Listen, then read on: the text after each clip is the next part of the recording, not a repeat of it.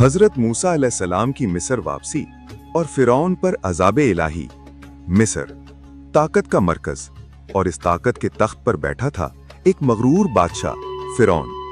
वो खुद को रब कहता था और बनी इसराइल को गुलाम समझता था। फिर अल्लाह ने अपने बंदे हजरत मूसा अलैहिस्सलाम को भेजा हक के पैगाम के साथ। लेकिन जब तकब्बुर हद से बढ़ जाए तो तंबी आती है। पहला अजाब आया, दरियाए नील का पानी सुर्ख हो गया। वो पानी जिस पर मिस्र की जिंदगी कायम थी अब पीने के काबिल न रहा। लोग घबरा उठे।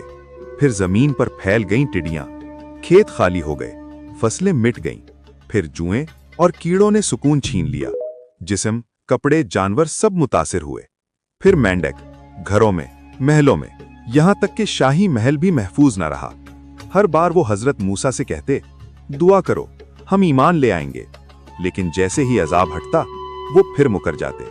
फिरौन को अल्लाह की तरफ से आखिरी पैगाम, मगर वो अपने तकब्बुर पर कायम रहा। मूसा भाई के साथ दरबार गए। फिरौन ने मूसा से कहा, क्या हमने तुम्हें अपने महल में नहीं पाला? उसने जादूगरों को बुलाया, मैदान सजा, मुकाबला हुआ। जादूगरों ने रस्सियां डाली, सांप दिखाई देने लगे। इसके बाद मूसा ने अपनी लाठी फेंकी, हकीकी अजदहा बना, सब निकल गया। जादूगर फौरन सजदे में गिर गए। समंदर का मौजज़ा। आखिरकार हुक्म मिला कि बनी इसराइल को लेकर निकल जाओ।